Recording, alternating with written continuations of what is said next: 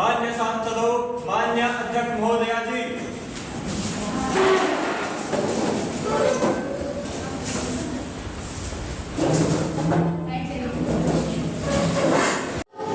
युवा संसद के इस मानसून सत्र में आप सभी का हार्दिक स्वागत है। नए सदस्य शपथ ग्रहण एवं प्रतिज्ञा करेंगे।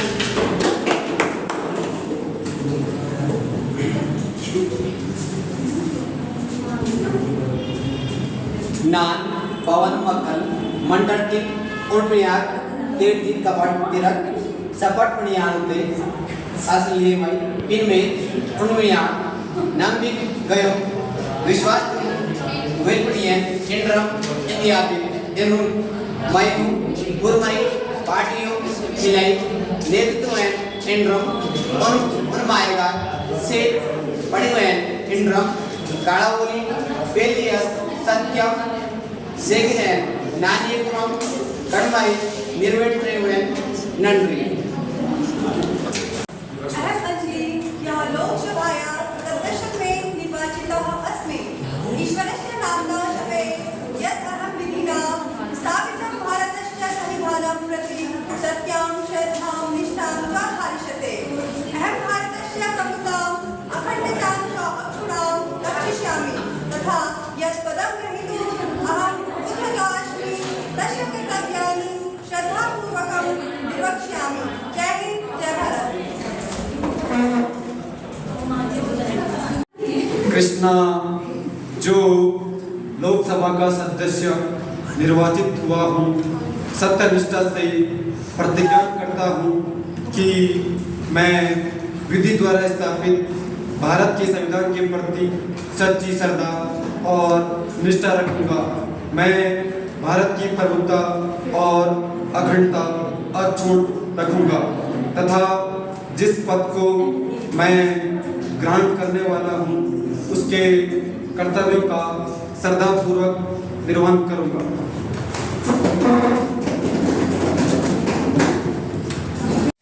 प्रश्नकाल। प्रश्न संख्या 101। मेरा प्रश्न माननीय वित्त मंत्री से है। बेरोजगारी की दर को कम करने के लिए सरकार ने क्या क्या योजनाएं बनाई है? ऑक्सफोर्ड डिक्शनरी कहती है कि अनएम्प्लॉयमेंट एक ऐसी स्टेट है जहां पर एक जॉब कॉन्टिन्यूसली जॉब ढूंढ रहा है पर उसमें डिसेंट जॉब नहीं मिल पा रही है। हाल ऐसे है डिसेंट तो दूर की बात, यहाँ पर जॉब्स है ही नहीं जितनी चाहिए। अभी हाल ही में 2024 जून सर्वेक्षण में पता चला है कि विगत 5 वर्षों में बेरोजगारी की जो दर है उसमें दुगनी बढ़ोतरी हुई है। 2018-19 में जो 5.4 का आंकड़ा था वह अब 9% हो गया है। उसके साथ ही देश के जो सबसे प्रतिष्ठित IITs और NITs जो कॉलेजेस हैं उनमें से लगभग 38% छात्र छात्राओं की अभी जॉब नहीं लगी है। यह आंकड़ा 3 वर्षों में उच्चतम प्रतिशत को दर्शाता है, जिसमें 2021 में 19%, 2022 में 21% की लगातार वृद्धि हुई है। बेरोजगारी के यह आंकड़े बताते हैं कि सरकार के वादे मानो हवा में उड़ गए हैं। अब बस युवाओं को नौकरी की तलाश में उड़ना बाकी है। कृषि वित्त मंत्री से मेरा सवाल है, बेरोजगारी को कम करने के लिए सरकार ने क्या क्या योजनाएं बनाई हैं? खैर, बेरोजगारी पर सरकार की योजनाएं तो ऐसी हैं जैसे कोई रेसिपी की किताब। उसमें खाना बनाने का तरीका तो है पर सामग्री का कुछ अता पता नहीं। माननीय महोदया, मेरा प्रश्न माननीय रेल मंत्री से होगा कि रेलवे में करीब 3 लाख से ज्यादा पद खाली हुए हैं। महोदया, एक RTI के जरिए पता चला है कि जो रेलवे में ग्रुप C के 14,75,723 जो पद हैं उनमें से 3.11 लाख से ज्यादा पद खाली हैं। तो पिछले 10 सालों में पदों को भरा क्यों नहीं गया? महोदया, लेकिन आप सरकार से पूछे तो आपको जवाब मिलेगा कि हाँ, सरकार इस समस्या पर काम कर रहे हैं, जो कि एक सदाबहार जवाब बन चुका है। NCERT की रिपोर्ट के अनुसार 2017 से लेकर के 2019 के बीच ही 21 के बीच ही रेल दुर्घटनाओं में लगभग 1 लाख से ज्यादा लोगों की मौतें हुई हैं। तो इन मौतों की जिम्मेदारी कौन लेगा? रेलवे बोर्ड ने स्वयं स्वीकार किया है कि मानव बल की भारी कमी के कारण इंजन चालकों का अधिक समय तक काम करना इन दुर्घटनाओं का मुख्य कारण है। तो इन 3 लाख से ज्यादा पदों को भरा क्यों नहीं जा रहा?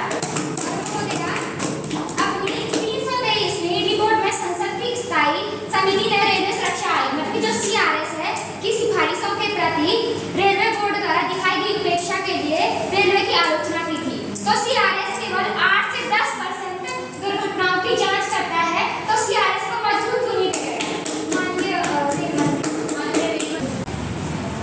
वक्त कम है जितना दम है लगा दो, वक्त कम है जितना दम है लगा दो, कुछ लोगों को मैं जगाता हूँ, कुछ लोगों को मैं जगाता हूँ, कुछ लोगों को तुम जगाता हो। माननीय सभापति महोदय, मैं इस सदन में बताना चाहता हूँ कि सरकारी नौकरी की तलाश कर रहे बेरोजगारों के लिए भारतीय रेलवे बेहतरीन मौका लेकर आया है। रेलवे ने 18,799 से अधिक पदों पर भर्ती निकाली है। इन भर्तियों में 10वीं पास भी अप्लाई कर सकते हैं। बता दें कि रेलवे भर्ती बोर्ड RRB ने असिस्टेंट लोको पायलट LP पदों के लिए जारी की गई रिक्तियों की संख्या बढ़ा दी है। RRB ALP के लिए 5,696 रिक्तियों को बढ़ाकर 8,799 किया गया है। इसके अलावा अन्य पदों पर भी भर्ती के लिए नोटिफिकेशन जारी है। तथा माननीय महोदय ने एक सवाल और किया है कि जो दुर्घटनाएं हुई उनमें सरकार क्या कर रही है। माननीय सभापति महोदय, मैं बताना चाहता हूं कि हमारी सरकार ने रेलवे के लिए 1,78,012 करोड़ रुपए का बजट आवंटित किया है। माननीय महोदय, हमारी सरकार ने रेल दुर्घटना वाली मुआवजा को 10 गुना बढ़ा दिया है।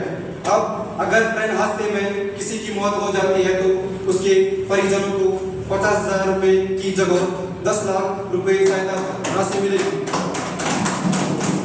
अगर कोई घायल अस्पताल में 30 दिन से ज्यादा भर्ती रहता है तो उसका बिल हमारी सरकार देगी। मरीज जितना घायल है उस आधार पर प्रतिदिन 3,000, 1,500, 750 रुपए हमारी सरकार खर्च करेगी। धन्यवाद अध्यक्ष महोदया। मेरा प्रश्न कानून मंत्री से है। साइबर अपराध विषय के सामने एक बड़ी चुनौती है और देश के हर राज्य में जो साइबर अपराधी हैं वे आम से लेकर खास लोगों को अपना शिकार बना रहे हैं। और 2019 में 26,044 शिकायतें दर्ज की गई थी, 2024 में 2,57,777 और 21 में 4,42,414, जबकि 22 में 9,66,790 और 2023 में 1,55,218 और अकेले ही 2024 के पहले 4 माह में 7,40,957 शिकायतें दर्ज की गई हैं। भारतीय साइबर अपराध समन्वय केंद्र I4C के अनुसार मई 2024 में प्रतिदिन औसतन 7,000 साइबर अपराधों की शिकायतें दर्ज की गई है, जो कि 2021 और 2023 के बीच में 113.7% और 2022 से 23 के बीच 60.9% है। देश में बढ़ते साइबर क्राइम के बारे में मैं माननीय कानून मंत्री से जानना चाहूँगी कि देश में जो साइबर क्राइम बढ़ रहा है उसके लिए आप क्या कदम उठा रहे हैं, क्योंकि भारत का साइबर क्राइम इंडेक्स में 10वां स्थान है साइबर क्राइम को लेकर के। तो मैं जानना चाहूँगी कि आपके द्वारा कौन कौन से कदम उठाए जा रहे हैं। मंत्री जी, मैं माननीय अध्यक्ष महोदया का धन्यवाद करती हूँ और साथ ही हमारे विपक्ष के नेता का धन्यवाद कि उन्होंने संसद में ये प्रश्न उठाए।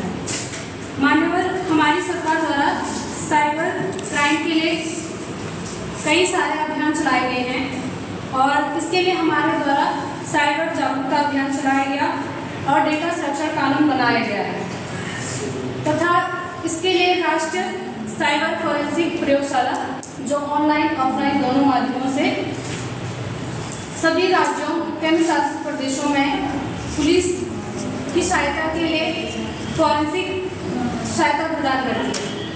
मान्यवर, मैं सदन को बताना चाहती हूँ कि इसके लिए हमारी सरकार द्वारा कई सारे पोर्टल भी लॉन्च कर दिए गए हैं, जैसे साइट्रेन पोर्टल, राष्ट्रीय साइबर अपराध रिपोर्टिंग पोर्टल, जिसका मुख्य उद्देश्य बच्चों और महिलाओं के प्रति बढ़ते अपराधों को ध्यान में रखकर बनाया गया है। मान्यवर, इसके लिए हमारी सरकार द्वारा कई सजा के लिए प्रावधान भी किए गए हैं। साइबर वॉर और साइबर आतंकवाद जैसे मामलों में हमारी सरकार द्वारा उम्र कैद की सजा का प्रावधान है और दूसरे मामलों में इसके लिए 3 साल की सजा और जुर्माने का प्रावधान है।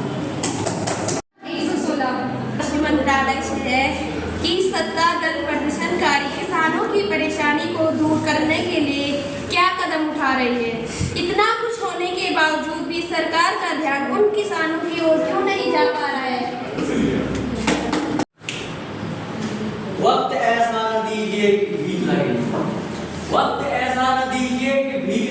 बात की जो आपको ठीक है।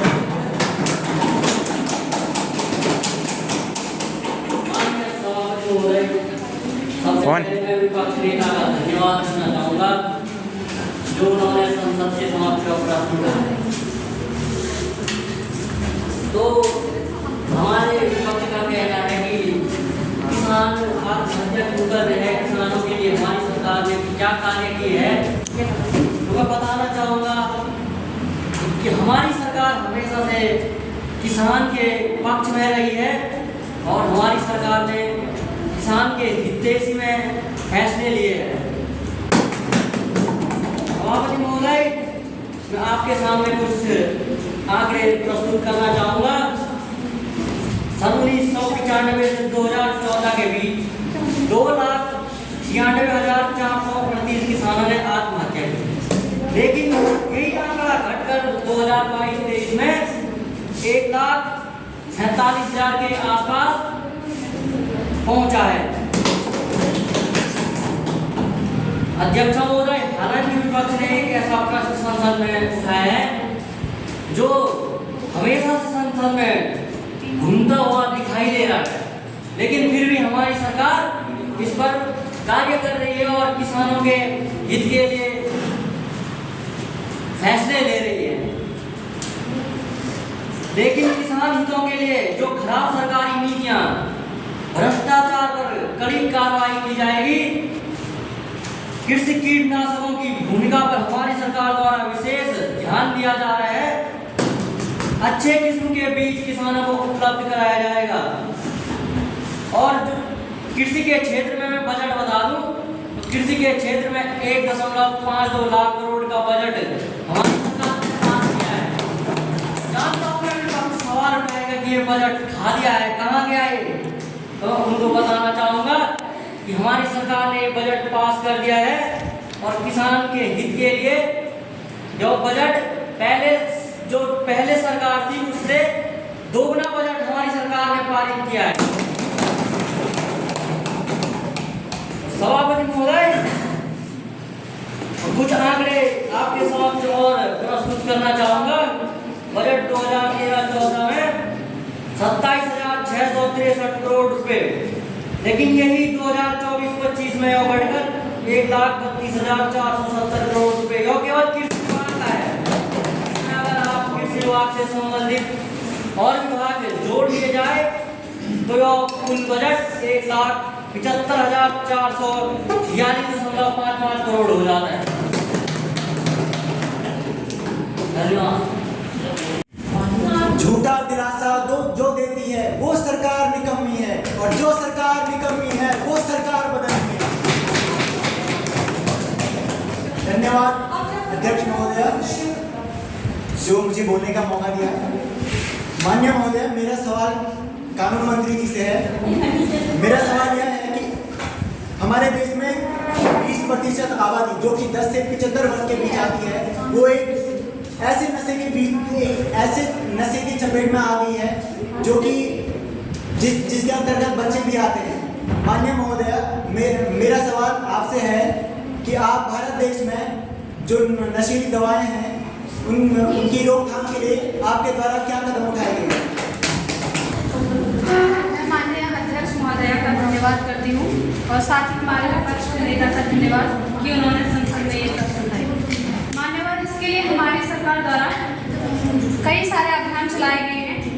नशीली दवाइयों और ड्रग्स के लिए राष्ट्रीय कार्य योजना, नशा मुक्ति कार्य योजना, और जिसका मुख्य उद्देश्य भारत में नशीली दवाइयों और ड्रग्स को कम करना है।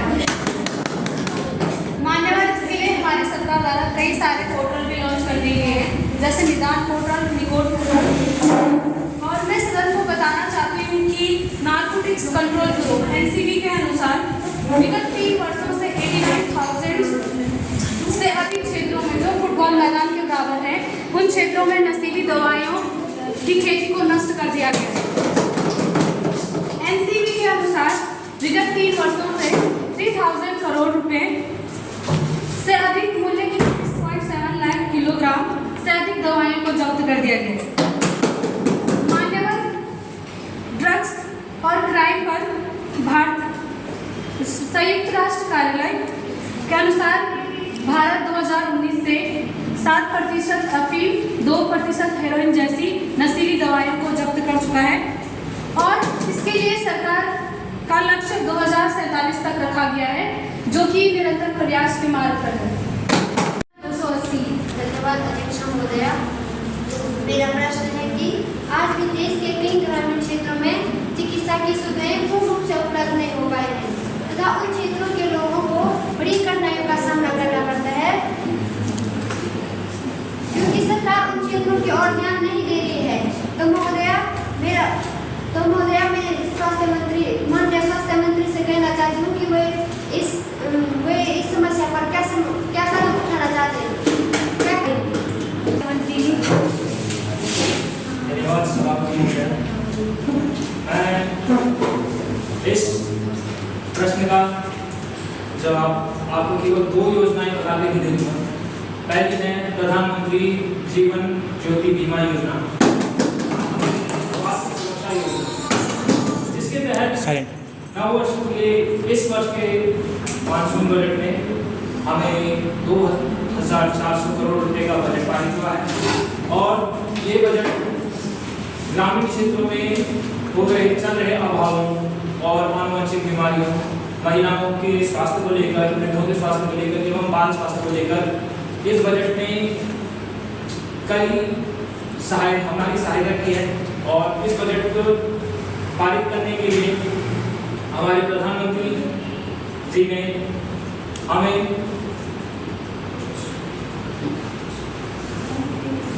इस बजट को पारित करने के लिए हमारे प्रधानमंत्री जी ने हामी भर दी थी और यह बजट अब पारित हो चुका है।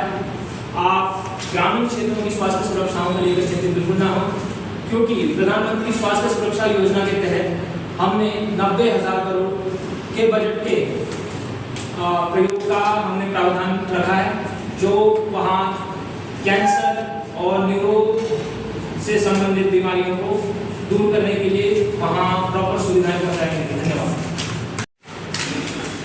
प्रश्न संख्या 50।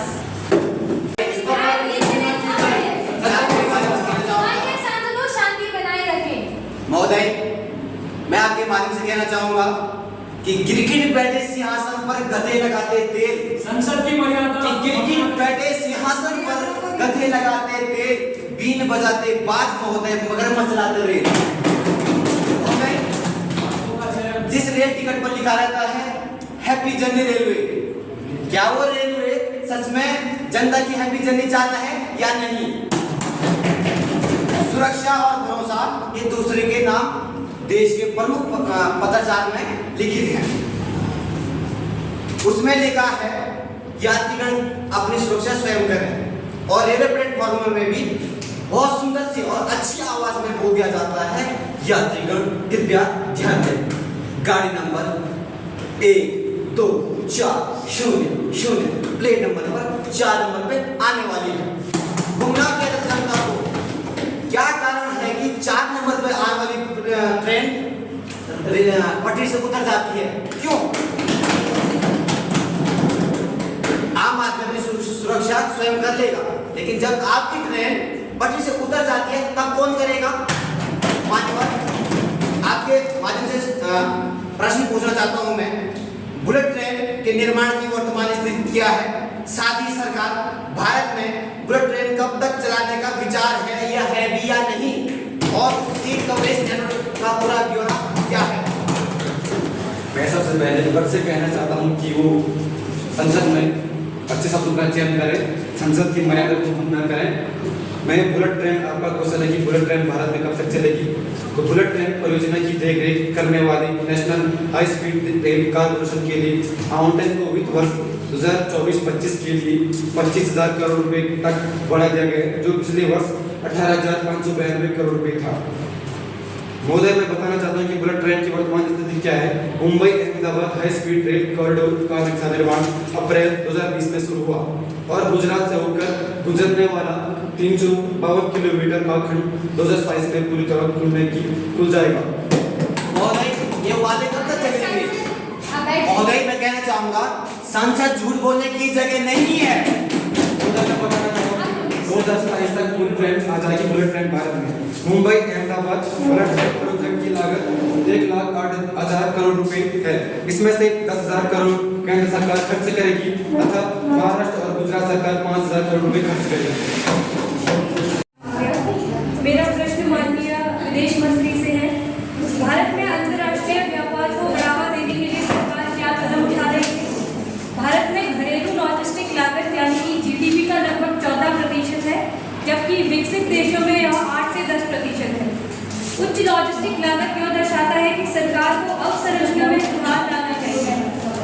पारदर्शिता सूचकांक में ट्रांसपेरेंसी इंटरनेशनल के अकॉर्डिंग भारत का भ्रष्टाचार धारणा सूचकांक यानी कि सीबीआई 2023-24 में 85वां स्थान था, जो कि व्यापार नीतियों और प्रक्रियाओं की कमी को दर्शाता है। व्यापार समझौते 2022 में भारत ने लगभग 24 मुक्त व्यापार समझौते FTAs पर बात करी थी, जिनमें से अभी भी कुछ लंबित है या कुछ पूरी तरह से लागू नहीं किए गए हैं। हमारे व्यापार की गति इतनी तेज है कि चीता भी शर्मा जाए। बस एक छोटा सा अंतर है, वह गति उल्टी दिशा में। सर्वप्रथम मैं लोकसभा अध्यक्ष महोदया का धन्यवाद करती हूँ और साथ ही विपक्ष के नेता का भी धन्यवाद करती हूँ कि उन्होंने सदन में यह सवाल उठाया तथा हमारे कमियों को उकेरा। ये राहें लेके जाएंगी मंजिल तक, ये राहें लेके जाएंगी मंजिल तक, हौसला रखो। कभी सुना है कि अंधेरों ने सवेरा होने नहीं दिया। एक अधिक सुलझे हुए एशियाई भारत संबंध की मुख्य कुंजी वैश्विक पुनर्संतुलन की एक बड़ी नींव पर बहुध्रुवीयता और पारस्परिकता के निर्माण को दोनों देशों द्वारा अधिक स्वीकार्यता प्रदान करना है। अब मैं बात करती हूँ कि जो विपक्ष ने हमसे सवाल पूछे हैं उन्हें सर्वप्रथम मैं बता दूँ, उनके समूह में कुछ आंकड़े रखना चाहूँगी। भारत के जो विदेश आयात निर्यात का वर्तमान जो आंकड़ा है, जो निर्यात और आयात के बीच का अंतर है, वर्ष 2022-23 में 39% से अधिक अमेरिकी डॉलर हो गया, जबकि वर्ष 2021-22 में यह रिकॉर्ड 266.78 बिलियन अमेरिकी डॉलर हो गया, जबकि 2021-22 में यह 191 बिलियन अमेरिकी डॉलर था। वर्ष 2022-23 में व्यापारिक आयात में 16.51% की वृद्धि हुई है और व्यापारिक निर्यात में भी 6.03% का वृद्धि हुआ है। अब जो विपक्ष द्वारा दूसरा जो सवाल हमसे पूछा गया कि जीडीपी से संबंधित और हमारे जो आयात निर्यात में किस प्रकार से बढ़ोतरी कितनी तेजी से हो रही है, इनका सवाल हमसे यह था कि यह उल्टी दिशा में हो रही है। तो उन्हें बता दें कि जिस प्रकार से हमारे देश की जो जनसंख्या वर्ष प्रति वर्ष बढ़ती जा रही है, इस वजह से हमें आयात अत्यधिक मात्रा में करना पड़ता है और यह ज़रूरत है।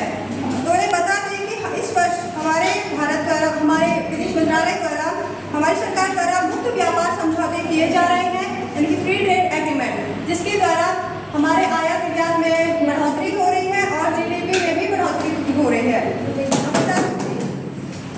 भारत के विदेशी मामले देश की मूलभूत सुरक्षा और विकासात्मक प्राथमिकताओं के साथ घनिष्ठ रूप से जुड़े हुए हैं। भारत के लगभग 54 देशों के साथ अभिमान्य पहुंच, आर्थिक सहयोग और मुक्त व्यापार समझौते हैं। तीसरा, इनसे जो हमें कुछ विपक्ष द्वारा जो सवाल पूछा गया सीपीआई से संबंधित, उन्हें बता दें, उन्होंने जो आंकड़े रखे हैं उन्होंने 2022-23 के अनुसार रखे हैं। तो उन्हें सर्वप्रथम हम कुछ आंकड़े इनके सम्मुख रखना चाहेंगे ताकि जो इनका हम पर आरोप लगाया जा रहा है वह पूरी तरीके से सबके सम्मुख क्लियर हो जाएगी। उन्हें बता दें, सन 2014 में भ्रष्टाचार धारणा सूचकांक यानी कि सीपीआई में हमारा देश पूरे विश्व में 65वें स्थान पर था, यानी कि हमारा देश उस वक्त उस 2014 के समय में हमारे देश में अत्यधिक भ्रष्टाचार था, लेकिन अब धीरे धीरे इसमें कमी देखी जा रही है और हमारा देश आगे बढ़ रहा है। विपक्ष नेता संसद के सम्मुख अपने विचारों को प्रस्तुत करेंगे।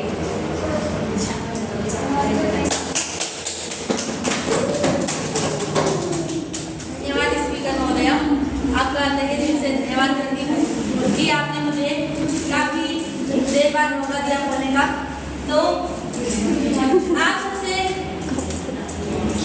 तो आप सबका सवाल जवाब हमारा हुआ, काफ़ी ध्यान से हमने सुना, काफ़ी सवालों के जवाब हमें मिले, हमारी कई जो गलतफहमियाँ थी वो भी हमें पता चली, कई आपके विकास कार्यक्रमों के बारे में हमें पता चला, लेकिन आपके द्वारा बताए गए आंकड़े हमारी समझ से बाहर हैं और जनता की समझ से भी बाहर हैं।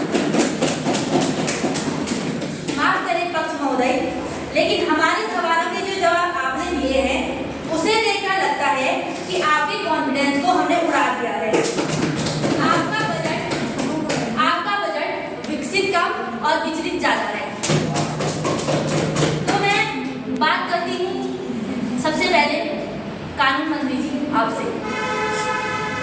भ्रष्टाचार तब तक बढ़ता रहेगा जब तक न्याय प्रणालियाँ गलत कामों को दंडित नहीं कर सकती और सरकारों पर नियंत्रण नहीं रख सकती। जब भ्रष्टाचार कायम रहता है और न्याय पैसे या राजनीति से प्रभावित होता है तो इससे आम जनता को नुकसान होता है। तो आपको बता दूं कि 2022 में भारत की रैंक भ्रष्टाचार के मामले में 50वें स्थान पर थी। ट्रांसपेरेंसी इंटरनेशनल रिपोर्ट के अनुसार 2023 के लिए भ्रष्टाचार धारणा सूचकांक में भारत 180 देशों में 93वें स्थान पर है। जिस हिसाब से 2022 में 50वीं रैंक थी, तो उस हिसाब से हमें विकास के, अगर हम विकास पर देखें तो यह रैंक कम होनी चाहिए थी, लेकिन भ्रष्टाचार के मामले में भारत की रैंक और बढ़ रही है और ये एक बहुत बड़ा मुद्दा है। तो आपने इस पर क्या किया है ये हमें जरूर बताइए आप। तो रही साइबर अपराध की बात, भारत में साइबर अपराध की वारदातें लगातार बढ़ रही हैं। देश में साइबर क्राइम तेजी से बढ़ता जा रहा है। हाल ही में सामने आई एक रिपोर्ट ने सबको हैरान कर दिया, जिसमें बताया गया कि साल 2023 में बड़ी संख्या में भारतीय कंपनियां साइबर अपराधियों के निशाने पर रही। रिपोर्ट के अनुसार पिछले साल भारत की छोटी बड़ी कंपनियों पर प्रत्येक दिन औसतन 9000 साइबर अटैक हुए। तो आप इसका उत्तर हमें अवश्य दें। और आप सभी पक्ष महोदय से मैं आपको बताना चाहती हूँ कि मुझे पता है आपके कंधों पर बड़ा बोझ है और आपको पता है वो बोझ क्या है, झूठे वादों का बोझ। आप इतना बड़ा बोझ लेकर चल रहे हैं, हमें पता है थोड़ा मुश्किल होती है, क्योंकि जितने झूठे वादे होंगे तो शायद उस हिसाब से हमें वो विकास कहीं दिखाई नहीं दिया है। आपने कहा था कि हम पेट्रोल गैसों के दामों में कमी करेंगे। आज भी एक आम युवा 1000 रुपए का गैस खरीदता है। आपने कहा था कि हम गैस की कीमत 500 रुपए करेंगे, लेकिन शायद वो भी आपने गलती से कहा होगा, क्योंकि ऐसा तो हमें कुछ दिखाई नहीं दिया है।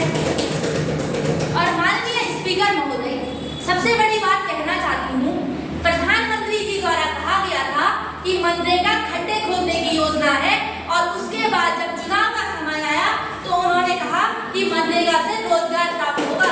तो बताइए आप, इसका आंसर चाहिए हमें, माननीय प्रधानमंत्री जी की देंगे। तो 2 मिनट है स्टॉप करो।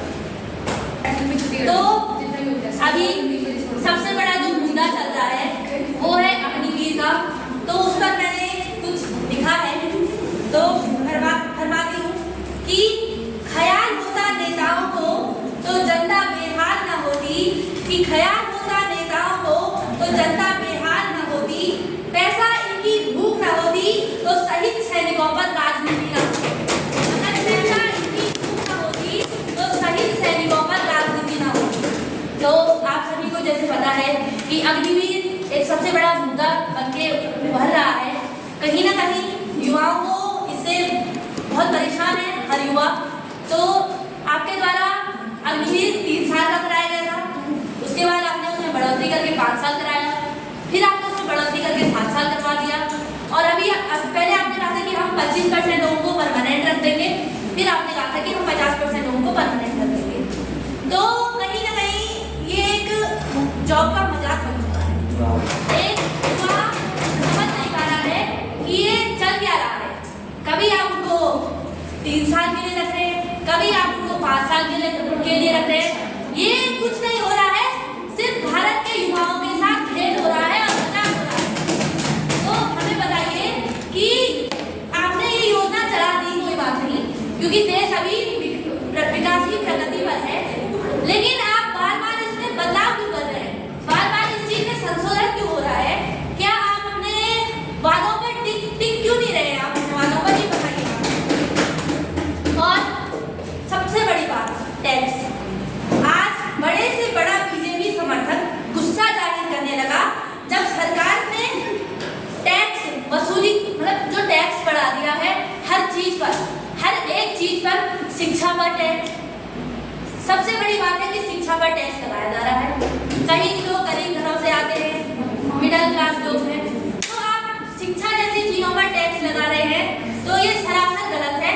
सरकार, मैं आपको बता दूं कि सरकार टैक्स वसूली सिर्फ मिडिल क्लास लोगों से करती है।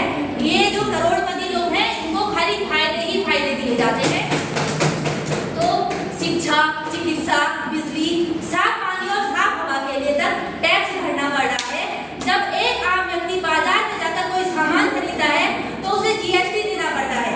खर्च के बाद बचे हुए पैसे से इन्वेस्टमेंट करने जाता है तो सरकार उससे होने वाले फायदे पर भी शॉर्ट टर्म और long term capital gain tax लेती है।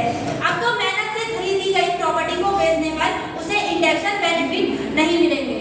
तो आप बताइए कि आप इतना टैक्स बढ़ा क्यों रहे? आप कह रहे हैं आपने हमें मेक इन इंडिया का सपना दिखाया। प्रधानमंत्री जी, अगर हम गलत कह रहे हैं तो आप बताइए, आपने हमें मेक इन इंडिया का सपना दिखाया था? बताइए प्रधानमंत्री जी। हम अपने बारे में बोलेंगे, हम अपना हाँ ना, तो बोल दीजिए आप। हमने दिखाया था। बीजेपी मत बोलो, प्लीज सुन लीजिए। कोई बात, आपने हमें मेक इन इंडिया का सपना दिखाया। आपने कहा कि हम सारी कंपनियों का निजीकरण कर देंगे। आपने कहा कि हम देश में रोजगार बांटेंगे, लेकिन ना हमें वो रोजगार दिखा। और आज भी युवा लाइन में खड़े हैं, फॉर्म भरने पर लगे हैं, लेकिन पेपर लीक हो जा रहा है।